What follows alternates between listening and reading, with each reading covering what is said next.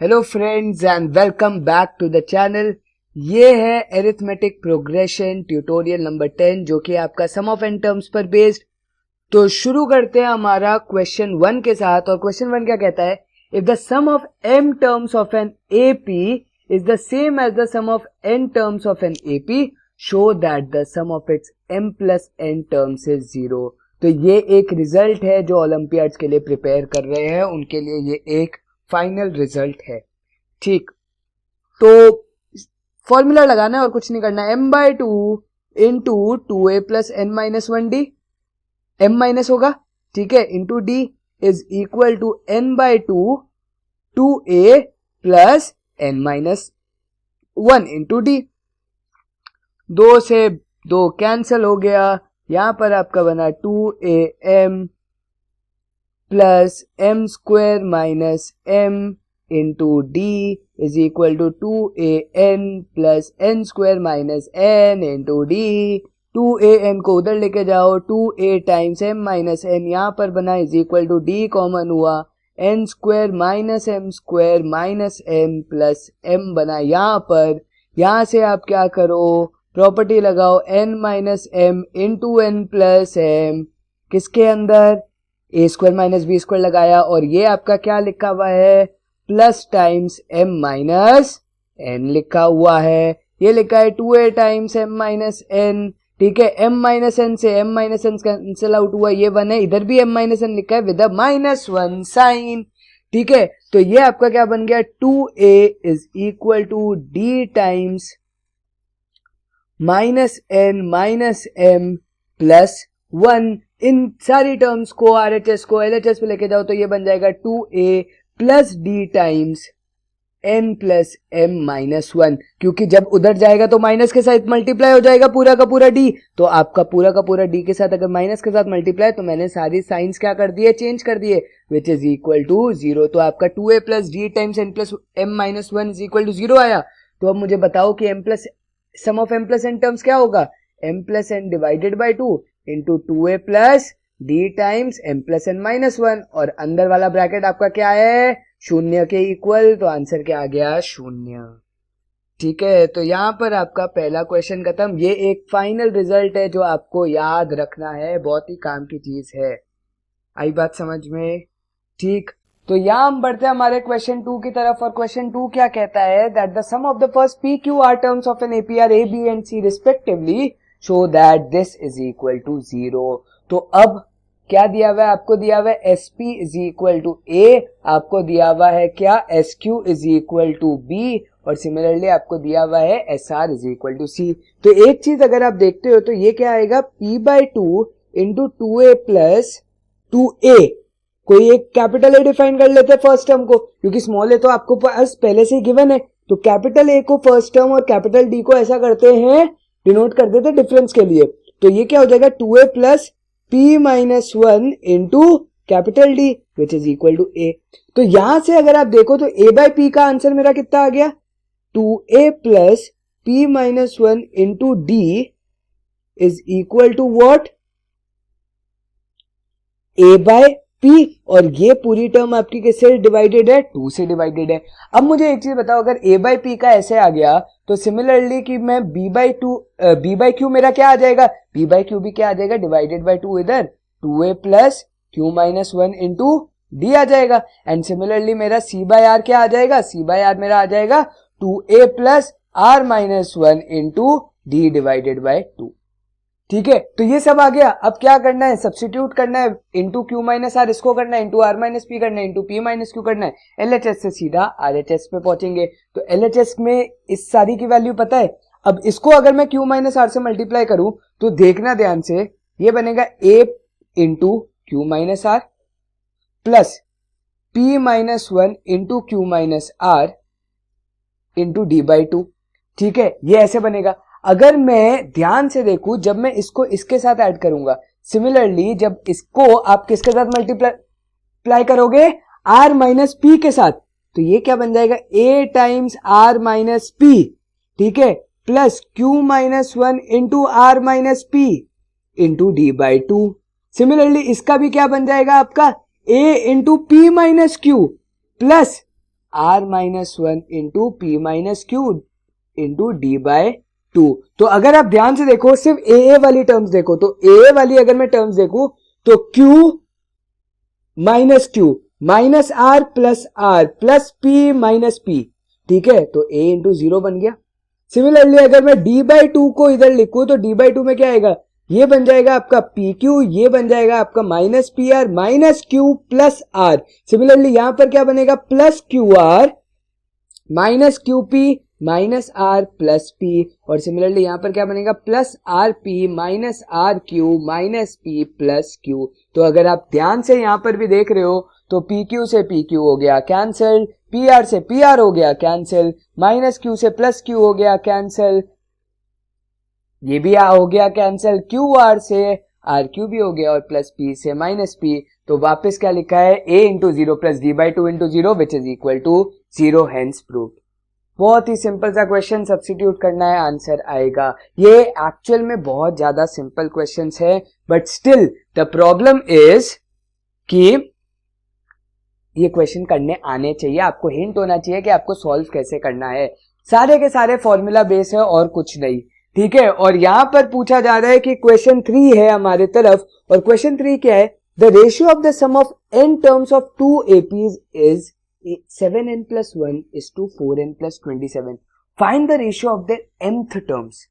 Find the ratio of their mth terms. तो बहुत ज्यादा इंपॉर्टेंट चीज ये है कि हमें ये दिया हुआ है कि SN1 और SN2, क्योंकि दो अलग अलग एपीज है, ठीक है, तो ऑब्वियसली क्या होगा, आपका जो फर्स्ट टर्म होगा वो चेंज होगा और जो डिफरेंस होगा वो भी चेंज होगा, क्योंकि हमें ना इधर ये बोला गया है कि फर्स्ट टर्म मेरी सेम है, ना ये बोला गया है कि मेरी डिफरेंस सेम है।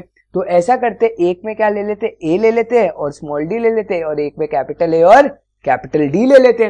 तो अगर ये चीज हम लोग लेते हैं तो SN1 मेरा एक्चुअली क्या लिखा हुआ होगा, वो लिखा हुआ तो आपका 7n प्लस 1 है डिवाइडेड बाय 4n प्लस 27 है, लेकिन ये एक्चुअल में क्या लिखा है, n बाई टू इंटू, ठीक है, 2a plus n minus 1 into small D. अब देखो नीचे आप, अगर मैं इधर n1 लिखूं और नीचे n2 लिखूं, ऐसा होगा नहीं, ऐसा नहीं होगा। क्यों, क्योंकि ratio of the n terms, n तो आपका क्या है, सेम ही है, n1 n2 अलग अलग नहीं है। लेकिन ये मैंने 1 और 2 क्यों लिखा है, ये मैंने 1 और 2 लिखा है क्योंकि हमारी एपीज क्या है, अलग अलग है, ठीक है। लेकिन ये आपका चीज सेम ही रहेगा, आपका जो nth टर्म है वो तो आपके दोनों में n टर्म्स ही आ रहा है।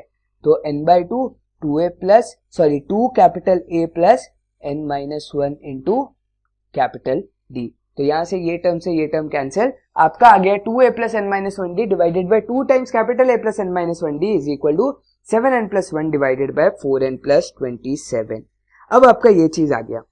अब ध्यान से देखते हैं, हमें रेशियो क्या निकालना है, AM1 डिवाइडेड बाय AM2, ठीक है, हमें इस चीज का रेशियो निकालना है। मुझे एक चीज बताओ, जब आप इसको लिखोगे तो ये लिखा कैसे जाएगा, ये कुछ ऐसा लिखा जाएगा, a plus m minus 1 into small D divided by a plus m minus 1 into capital D, और ये भी कैपिटल A होगा, ठीक है, ऐसा लिखा जाएगा।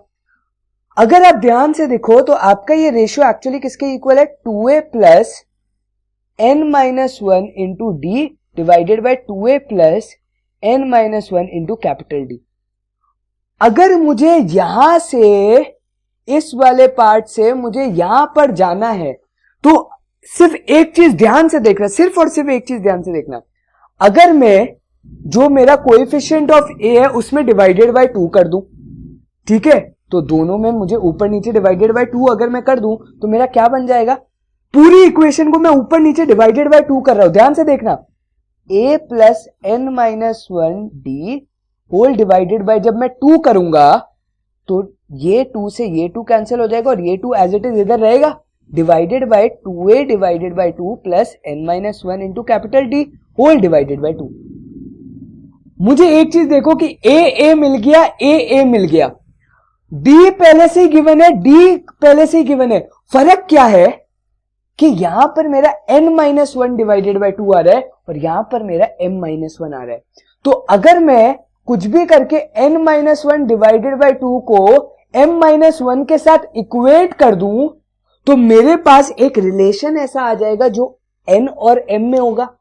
और अगर मुझे एक ऐसा रिलेशन n और m में मिल गया तो क्या मैं सीधा इस रेशियो को इस रेशियो से इक्वेट कर सकता हूं? सुनना बात को, वापस सुनना।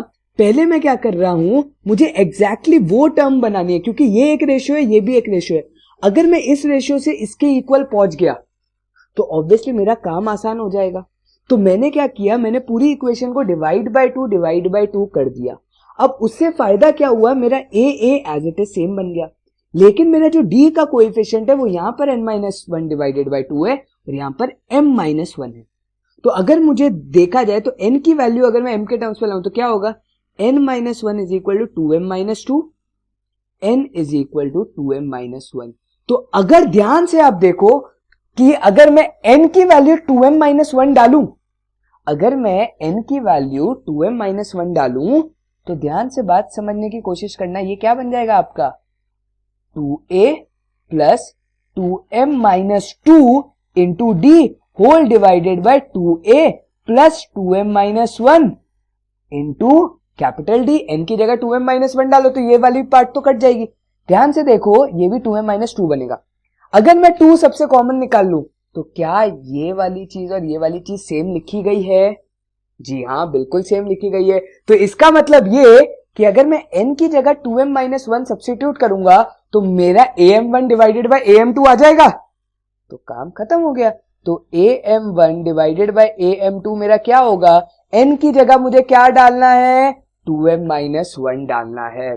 तो 7 times 2m-1 plus 1 divided bye 4 times 2m-1 plus 27 will be your final answer. Therefore ये बन जाएगा 14m minus 7 plus 1 is minus 6, तो ये बन गया 14m - 6 होल डिवाइडेड बाय ये बन गया 8m minus 4 plus 27 मतलब 8m plus 23 के इक्वल। तो this is your final answer which is your ratio of amth term. तो बेसिकली हमने किया क्या है, हमने एक ऐसा रेशियो फाइंड करना था जो m टर्म्स में। अब ऑब्वियस ही बात है, m टर्म्स का रेशियो मैं तभी फाइंड कर पाऊंगा जब मुझे m n के रिस्पेक्ट में मिलेगा, क्योंकि मैं पूरा टाइम वेरिएबल्स पे खेल रहा हूं, मेरे पास कोई भी कांस्टेंट तो है नहीं। तो अगर मैं n को m टर्म्स के अंदर लेके आ जाऊंगा तो मेरा क्या काम हो जाएगा, मेरा काम इजी हो जाएगा और n की जगह मैं m को सब्स्टिट्यूट कर दूंगा, सिंपल। तो मैंने n को क्या किया, डिराइव किया कि वो 2m-1 अगर मैं डालूं तो मुझे वो amth टर्म दे देगा। आई बात समझ में? ठीक है, तो यहां पर हमने ये क्वेश्चन किया है खत्म, जिसमें हमने ये वाला एक नया तरीका सीखा है कि दूसरे के रिस्पेक्ट में अगर रेशियो फाइंड करना हो तो आप क्या करोगे, दूसरा वेरिएबल जो है उसकी वैल्यू कहीं ना कहीं से फर्स्ट वेरिएबल के अंदर ढूंढोगे। आई बात समझ? ठीक, तो बढ़ते हैं हम लोग हमारे क्वेश्चन 4 की तरफ। और क्वेश्चन 4 क्या कहता है, that the ratio of the sums of m and n terms of an AP is m square divided by n square. Show that the ratio of the mth term and the nth terms is 2m-1 divided by 2n-1. तो basically अगर मैं ध्यान से एक चीज आपको बताऊं तो ये आपका जब मैं पास आउट हुआ था ये उस टाइम के पेपर का क्वेश्चन है, ठीक है। तो ये बोर्ड्स का क्वेश्चन है, ठीक है। तो इसको सॉल्व करने की कोशिश करते हैं। 2016 पास आउट, ठीक। तो ये 2016 का क्वेश्चन है, देखते हैं यहां पर। तो the ratio of the sums of m divided by n is equal to m square divided by क्या है, n स्क्वायर है, ठीक। तो यहां से अब आप ध्यान से देखो, आपको सिर्फ और सिर्फ फॉर्मूला पुट करना और कुछ नहीं करना। m/2 2a plus n-1 into D, ठीक है, divided by n/2 2a plus n-1 into D, ठीक है। n से n कटा, m से m कटा, 2 से 2 कटा, तो बेसिकली आपके पास क्या आ गया, m/n is equal to 2a plus m-1 into d whole divided by 2a plus n-1 d. तो यहां से आप करोगे जब क्रॉस मल्टीप्लाई तो बेसिकली ये क्या बन जाएगा, 2am plus mn minus m into d is equal to 2an plus nm minus n into d. तो बेसिकली अगर आप ध्यान से देख सकते हो कि आप 2a वाली टर्म्स को एक तरफ लाओ, d वाली टर्म्स को एक तरफ लाओ, जैसे अभी तक हम करते आ रहे हैं।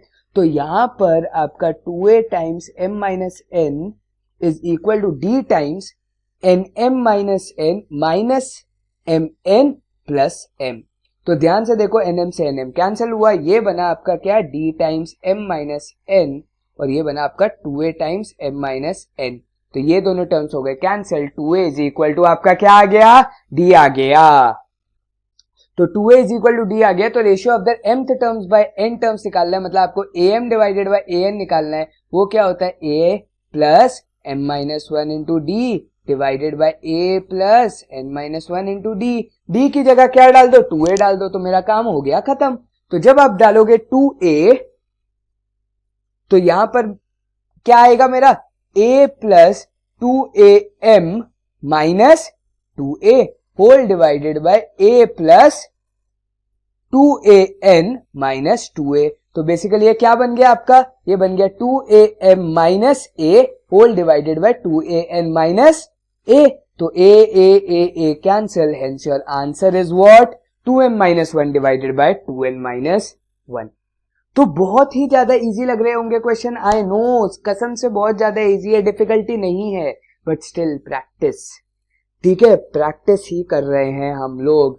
तो आगे बढ़ रहे हैं हम लोग हमारे नेक्स्ट क्वेश्चन की तरफ, और नेक्स्ट क्वेश्चन है, if there are 2n plus 1 terms in AP, आपके पास टोटल नंबर ऑफ टर्म्स कितनी है मेरी, 2n प्लस 1, ठीक है, then prove that the ratio of the sum of odd terms and sum of even terms is n plus 1 is to n।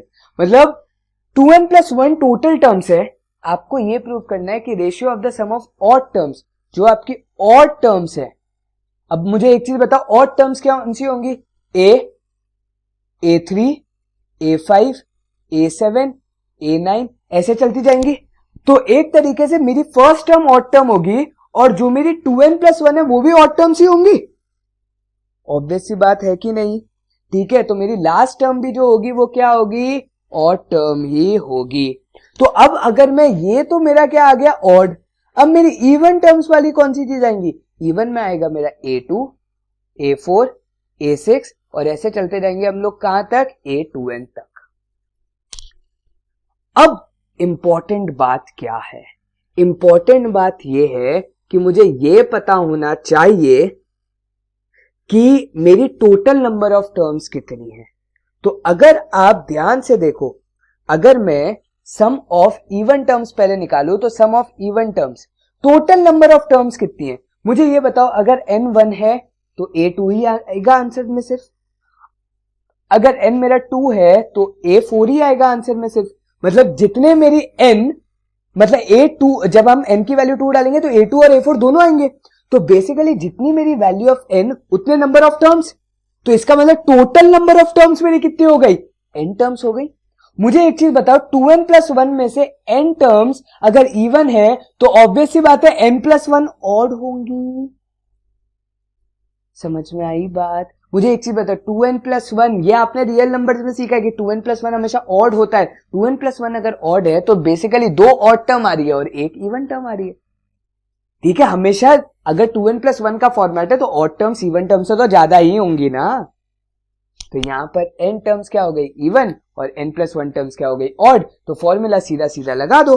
Formula सीधा क्या लगाएंगे हम लोग, s even is equal to n by 2 a2 plus a2n।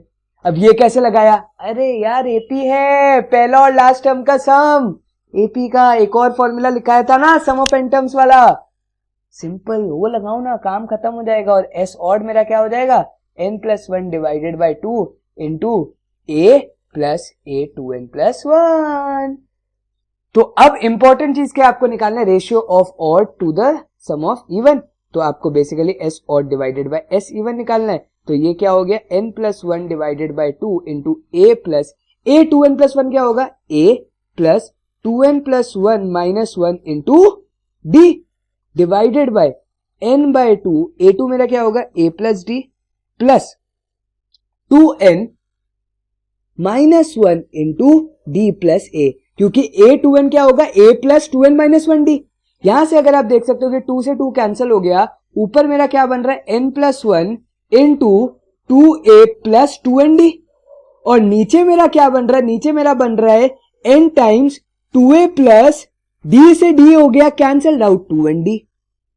तो यहां पर ये से ये कटा, n plus 1 divided by n is your final answer which you had to prove. तो बेसिकली ये क्वेश्चन भी बहुत ज्यादा सिंपल था, सिर्फ और सिर्फ फॉर्मूला बेस्ड है, बट ये कैटेगरी 2 है, कैटेगरी अपलिफ्टेड है। समझ में आया? तो ये आप लोग को आने चाहिए, मतलब ये ऐसे रिजल्ट है, अगर आप लोग को याद है तो बहुत काम की चीज है। समझ में आई बात? तो यहां पर हम लोग आगे बढ़ते हैं, जो है आपका क्वेश्चन नंबर 6, और वो क्या कहता है कि show that the sum of an AP first term is a, second term is b and the last term is c is equal to this। तो वो पहली टर्म a, दूसरी टर्म b, मतलब b is equal to a plus d लिखा गया है, where d is my common difference। ठीक है, c is equal to क्या होगा, a plus n minus 1d होगा। जी हाँ होगा। तो मुझे क्या एक चीज पता लग गई कि b क्या है, c क्या है, और a तो मेरा पता ही है। तो अब इंपॉर्टेंट चीज क्या है कि मैं कुछ भी करके ऐसा करता हूं, मुझे सम ऑफ क्या निकालना है, एपी निकालना है, मतलब मुझे एसएन निकालना है। तो अगर मुझे एसएन निकालना है तो एसएन का फॉर्मूला क्या होता है, एन बाय टू। ठीक है, n by two A plus a n, एक ये भी फॉर्मूला होता है। तो ए प्लस ए एन क्या है मेरा, ए प्लस सी है। तो basically a plus c divided by 2 तो मुझे पहले से ही मिल गया। मुझे एक्चुअल में क्या निकालना है, वैल्यू ऑफ एन निकालनी है। और वैल्यू ऑफ एन मेरी कौन सी इक्वेशन से आ सकता है, सिर्फ और सिर्फ ये इक्वेशन में। लेकिन प्रॉब्लम क्या है, इस इक्वेशन में एक डी ऐसा वेरिएबल है जो भी अननोन है, जो एक्चुअल में मुझे नहीं दिया। लेकिन मेरे पास एक ऐसी इक्वेशन और है जिसके अंदर डी है। तो क्या मैं d की वैल्यू ऐसे लिख सकता हूँ, b माइनस ए? अगर मैं वो लिख सकता हूँ तो सब्स्टिट्यूट भी तो कर सकता हूँ। तो c is equal to A plus N minus 1 into B minus A हो गया।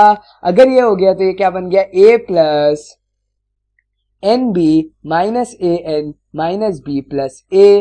तो ये आपका क्या बन गया, 2a minus B plus N times b minus A, और ये हो गया c। तो बेसिकली अगर आप देखो यहां से, तो ये बन गया c plus B minus 2a is equal to N times B minus A. तो n की वैल्यू आपकी क्या आ गई, c plus B minus 2a divided by b minus a। और देखिए ये एक्चुअल में c plus B minus 2a divided by b minus a whole divided by 2 into a plus c, और यही तो आपको प्रूफ करना था। तो बेसिकली हमने किया क्या है, हमने किया ये है कि मुझे कुछ भी करके वो जो एलिमिनेटेड है, जितने भी मेरी क्या है एलिमिनेटेड टर्म्स है, इसका मतलब ये जो मैंने एक्स्ट्रा में ली है, आपके d आपने एक्स्ट्रा लिया था, n आपने एक्स्ट्रा लिया है, जिसका यूज नहीं है, मेरी क्वेश्चन में कहीं भी मेंशन नहीं किया हुआ है, तो वो टर्म्स को मुझे क्या करना था, एलिमिनेट। और वो टर्म्स को जैसे ही मैंने एलिमिनेट किया, मेरा आंसर क्या आ गया, जो रिक्वायर्ड रिजल्ट था। आई बात समझ में? ठीक है, तो ये है आपका आखिरी क्वेश्चन इस ट्यूटोरियल का, और उसके बाद मैं एंड करूंगा एक क्वेश्चन के साथ जो आपका होमवर्क होगा। और ट्यूटोरियल का आखिरी क्वेश्चन क्या कहता है कि 1 प्लस 4 प्लस 7 प्लस 10 सॉल्व करना है, आपको x की वैल्यू निकालनी है। सिंपल, बहुत ही आसान क्वेश्चन है ये, लेकिन ये कॉम्प्लेक्स भी बन सकता है। कैसे कॉम्प्लेक्स बनेगा इसकी मैं बात करता हूं। क्या आपको टोटल नंबर ऑफ टर्म्स दी है? नहीं, मतलब आपको n भी नहीं दिया। क्या आपको an दिया भाई? नहीं, वो भी नहीं दिया। आपको सिर्फ ये, मतलब वो भी एक वेरिएबल के फॉर्म में। बेसिकली आपका an क्या हो गया, किसके इक्वल है, x के इक्वल। आपका a किसके इक्वल है, 1 के इक्वल। और आपका डिफरेंस किसके इक्वल है, 3 के इक्वल। और आपका सम आपको गिवन है। ठीक है, आपको इतनी सारी चीजें गिवन है। अब आपको निकालना क्या, आपको x निकालना है। तो मुझे एक चीज बताओ, पहले तो मैं क्या करता हूं, एसएन का फॉर्मूला लिखता हूं। एसएन का फॉर्मूला क्या होगा, n by 2 into A plus x, क्योंकि a प्लस ए एन मतलब 1 प्लस एक्स होगा, विच इज इक्वल टू कितना है, ये 287। तो बेसिकली एक इक्वेशन मुझे यहां से मिल गई। ठीक है, दूसरी इक्वेशन क्या कहती है कि क्या मैं x को n के टर्म्स में लिख सकता हूं? जी हाँ, लिख सकते हैं, बिल्कुल लिख सकते हैं। तो x इज इक्वल टू क्या, a plus N minus 1 into d है। क्या मैं इसको लिख सकता हूँ 1 प्लस 3 टाइम्स n माइनस 1? तो यहां से आपका क्या आ गया 3n minus 3 plus 1 which is equal to 3n minus 2। तो बेसिकली क्या आपको x n के टर्म्स में मिल गया, और अगर मुझे x n के टर्म्स में मिल गया तो बेसिकली अब मेरी जो इक्वेशन हो गई वो सिर्फ और सिर्फ एक वेरिएबल में हो गई, बिल्कुल हो गई। यही तो फायदा है, ठीक है, यही तो आपको करना था, क्योंकि यहां पर आपके पास दो अननोन वेरिएबल आ रहे थे जिनमें कोई लिंक ही नहीं है। अरे भाई साहब मेल तो बनाओ, जरा पास तो आओ, ठीक है। तो बेसिकली ये क्या हो गया n/2 into 1 plus 3n minus 2 is equal to 287। तो यहां से अगर आप देखोगे ये बन जाएगा n/2, अब ये हो गया आपका 3n minus 1 which is equal to 287। तो बेसिकली अगर मैं ध्यान से लिखूं ये बन गया आपका 3n square minus n is equal to how much 574। तो ये आपकी क्या बन गई, एक क्वाड्रेटिक इक्वेशन बन गई जिसको हम लोग करने वाले हैं स्प्लिट। अब स्प्लिट कैसे करने वाले हैं, बेसिकली आपको फैक्टर्स पता होना चाहिए। ऑब्वियसली ये क्वाड्रेटिक इक्वेशन क्या कहती है 3n square minus n is minus 574 is equal to 0। अब आपको फैक्टर्स पता होने चाहिए। तो ये क्वाड्रेटिक इक्वेशन हमारे पास बची और इसके फैक्टर्स बेसिकली है क्या, इसके फैक्टर्स है 3n plus 41 into n minus 14। तो बेसिकली यहां पर आपका एक ही क्वेश्चन में आपको क्वाड्रेटिक इक्वेशन भी लगानी आ गई। तो यहां से आप देख सकते हो कि यहां पर n की वैल्यू आएगी माइनस 41/3 जो कि एग्जिस्ट नहीं करता क्योंकि n मेरा हमेशा नेचुरल होता है। तो n की वैल्यू क्या आ गई 14, और अगर n की वैल्यू 14 आ गई तो मेरा x क्या हो गया 3 into 14 minus 2 that is equal to 40, therefore my x is 40। तो ये था आपका आखिरी क्वेश्चन, जो भी था बहुत ज्यादा सिंपल बट एक बहुत ही वैरायटी ऑफ कॉन्सेप्ट्स इसके अंदर हमने लगाए। तो आई होप समझ में आ गए होंगे, ये 7 क्वेश्चन काफी ज्यादा इजी थे, ठीक है। होमवर्क देके जा रहा हूं आपको, और वो होमवर्क क्या कहता है, मेरे एक होमवर्क में एक सिलेक्शन ऑफ टर्म्स का क्वेश्चन है, मैं टॉपिक आपको रिवील कर दिया है, बट क्वेश्चन क्या कहता है कि insert 4 numbers between what, between 4 and 39। ऐसे 4 नंबर इंसर्ट करो बिटवीन 4 एंड 39 सो दैट मेरी क्या बने, एक एपी बने, ठीक है, सो दैट मेरी क्या बने, एक एपी बने। एंड वो 4 नंबर में से कौन सा बिगेस्ट नंबर है, कौन सा बिगेस्ट नंबर है, वो आपको क्या करना है, कमेंट करना है। वो आपको क्या करना है, कमेंट बॉक्स में कमेंट करना है कि वो 4 नंबर में से जो आप एपी फॉर्म करोगे उन 4 नंबर में से सबसे बड़ा वाला टर्म कौन सा होगा। तो ये है आपका क्वेश्चन आज का, और आई होप ये क्वेश्चन आप बहुत आसानी से सॉल्व कर लोगे क्योंकि मैंने आपको टॉपिक भी बता दिया कि ये सिलेक्शन ऑफ टर्म्स का टॉपिक है, ठीक। तो गाइज यहां पर हुआ आपका एस ऑफ एन का भी ट्यूटोरियल खत्म। आई होप समझ में आ गया होगा। So guys, till then, this is Yojit Basin signing off from T70. I'll be bringing a tutorial on word problems. ठीक है, जो आपके अगले 2 ट्यूटोरियल होंगे और फिर ये चैप्टर खत्म। Thank you guys for watching. Meet you in the tutorial lecture. Thank you.